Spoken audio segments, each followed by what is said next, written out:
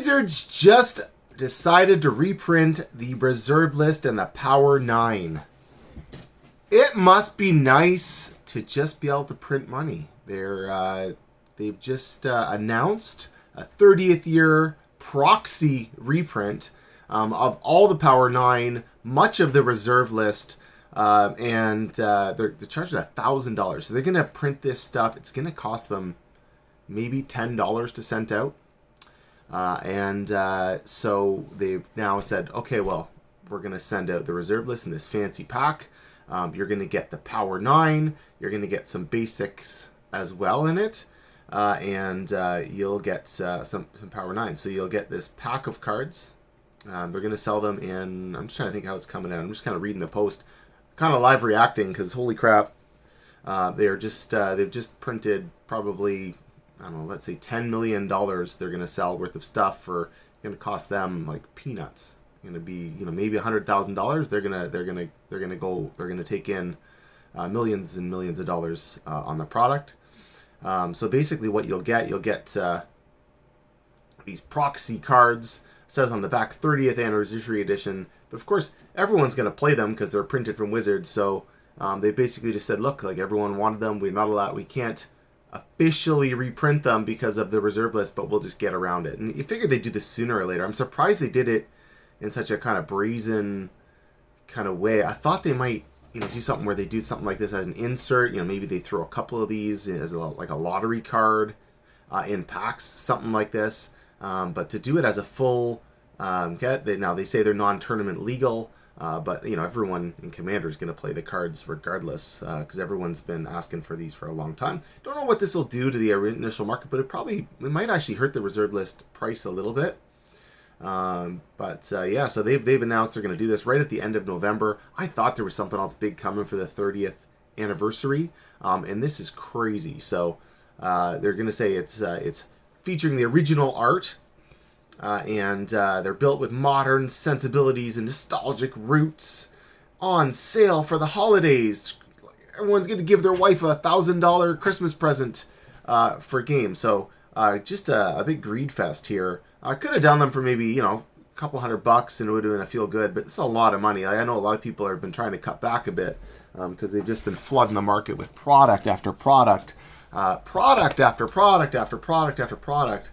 And here's just another thing. So it doesn't seem like, it just seems like all greed. Like there's got to be some salespeople there making a boatload of money on their year over year bonuses. Like I said, they don't seem to care a ton about how much this will actually hurt the future of the game. I think it does. Anytime you hit that Reserve List, and if it has any effect on the collectability of those original cards, it does have some effect on the long term because people like to know that there's those cards out there. I know people want to play them, but there's not a ton of benefit to playing Black Lotus. It's just overpowered combos and stuff like that. Getting a free turn for 2 mana, it's not actually great to have. Dual lands kind of I understand, but dual lands, again, for a few $100 you can get a dual land if you really want a dual land in your collection. And there's so many options with dual lands now that it's not that huge a thing. So each display that you get will come with 4 packs of nostalgia, reimagined in a modern context. Each pack will have 15 cards, 13 cards in modern frame, and 1 rare and 3 uncommons, plus 1 basic land in retro frame and 1 additional retro frame card and a token. The retro frame slot is especially interesting, as approximately 3 out of every 10 packs will contain a rare retro frame card, anything from a Black Lotus. So you're not even guaranteed to get a freaking thing in your car in your box. You pay $1,000 and you may not even get one of these cards. That's crazy. I thought this was gonna be like a reprint to get all the cards, but no, this isn't even that. You could literally spend $1,000 and not even get a dual land proxy. It's a proxy. Oh man, I was thinking I'm gonna buy this, but I don't think I'm gonna buy this. Alright, so Volcano Island. We know dual lands are part of the early history, so each dual land appears twice as frequently as any non-dual land rare. This is true for monoframe, so at least you're a little more likely to get dual lands. Okay. Additionally, nearly every 30th anniversary edition card included matches the rarity of its counterpart in limited edition beta. There are no mythic rares and no rarities that have been shifted. These cards do, however, have modern wording and modern corners. We've slightly touched up some of the art for a clearer, more modern look. So you do see that on a couple of cards, like Channel looks very much more modern. The only card that doesn't match its original rarity is another special add-on for 30th edition, Soul Ring.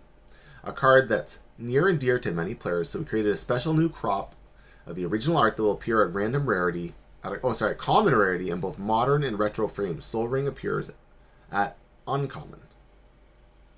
Also appears at uncommon. Very confused. Okay. Other nostalgic stuff, original basic land template. You got some other cards. Let's see what else is saying about Moxes. Moxes. No, it's just pictures here.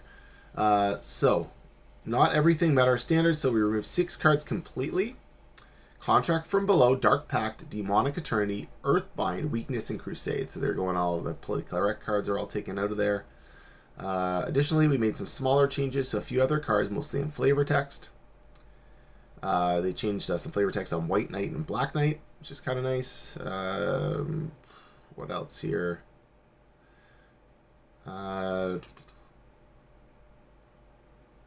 Okay, got all the incision. All right, so there's a full image gallery of all of the cards. So they're gonna have basically everything in there. Your odds of getting them, it sounds like your odds of getting you'll probably get a dual land every box of these things. But I mean, we're talking $1,000 for a proxy dual land, and these are all proxies. These are all not playable. So people, I know some people. There's whales out there. They're gonna find a way to buy thousands of dollars of these. But this is kind of insane.